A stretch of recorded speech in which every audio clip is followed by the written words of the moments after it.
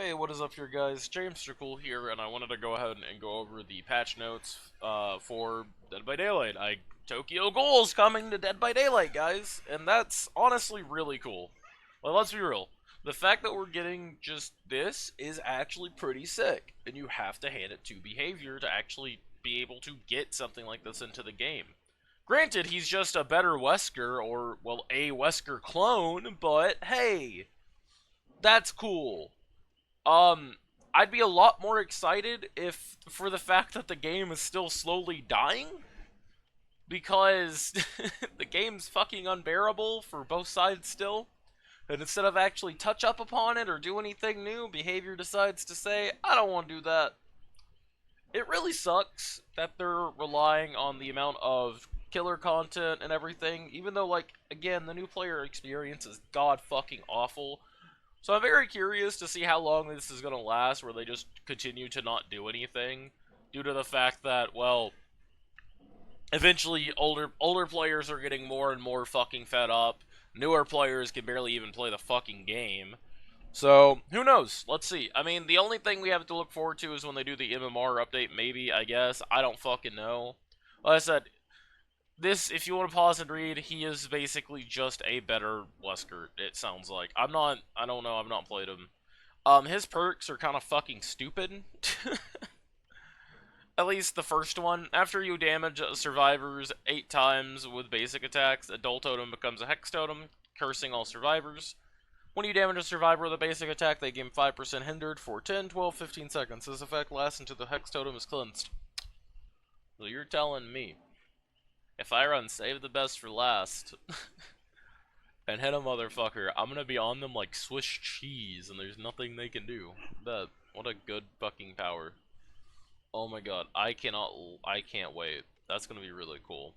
Oh my god, any other killers, like, this would be a perfect fucking build for Clown. Oh my god, I can't wait to be annoying and then have people bitch at me. Let's do it, totally. I can't wait.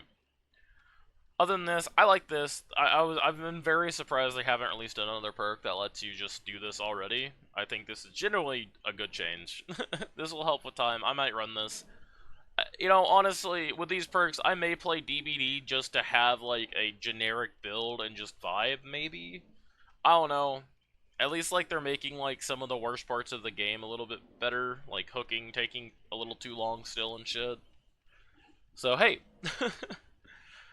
Sadly, they didn't change any of the surrender options, which really sucks, because genuinely, they need they need to add a thing to where if 2 survivors are in a dying state.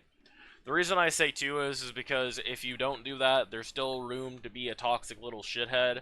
If you down all 3 survivors and just keep following the last one, there you go. You can now make the game last even longer and even more unbearable for other people.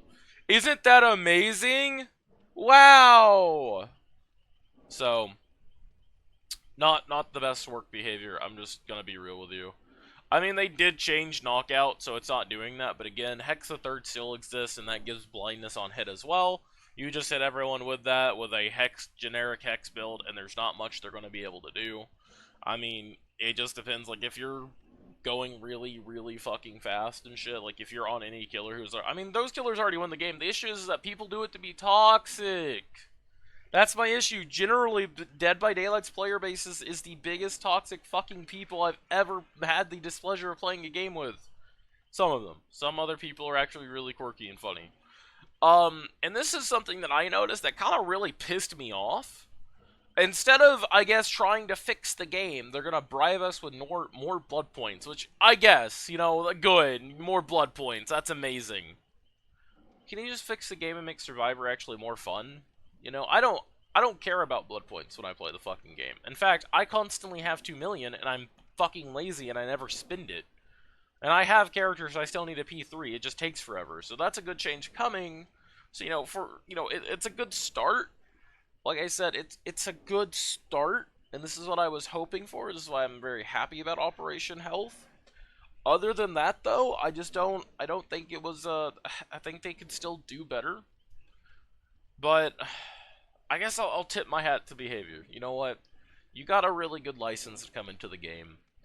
You buffed fucking blood points, which is amazing. This is just a me issue.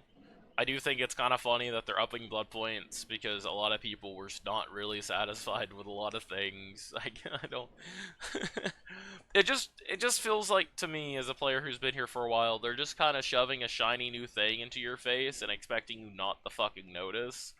Like, hey guys, here's here's this new killer. Also here's this feature you're never gonna see because all I have to do is do this. We'll never touch this again for 3 years, by the way. Teehee. So it's just really stupid. Oh my god. Deep Wounds getting a little nerf is kind of fine, in my opinion. It's not the end of the world. It's only 2 seconds. I don't know why Legion got buffs. I don't know why Xenomorph got buffs. The good guy, okay. Terror Radius, good. These needed to be increased. At least the Billion Blight. Nurse should also be increased. I'm just saying.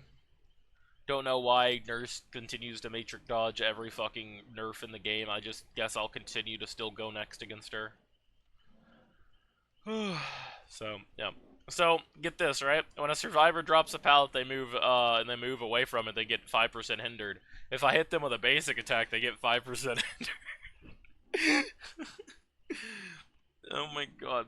Again, it goes to show that behavior is still a little out of touch with its community in its game, but hey, whatever, fuck it. Let's just do it. At least I can play like a fun build that isn't just a bunch of fucking slowdown perks, and I'll be kind of happy, I guess. At least, I mean, maybe that's what they're doing. Instead of nerfing slowdown, they're making perks go better. But every time they even give, like, killer perks or killer slight buffs, the issue is that the survivor side of solo queue becomes even more fucking unbearable. Such as, again, people being toxic little dickheads, because again, that's what happened back when Survivor used to actually be the power role, which was stupid. You had the same people who would go and play Survivor and be the most toxic little fucking shitheads, and they ruined the game for fucking certain killer players. Well, now what's happened is that why would I go play killer? Why would I play solo queue Survivor when it's miserable when I can go play fucking killer and be a miserable piece of shit to everyone else?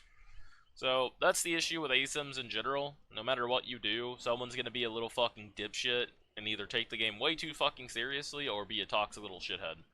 So, I don't know.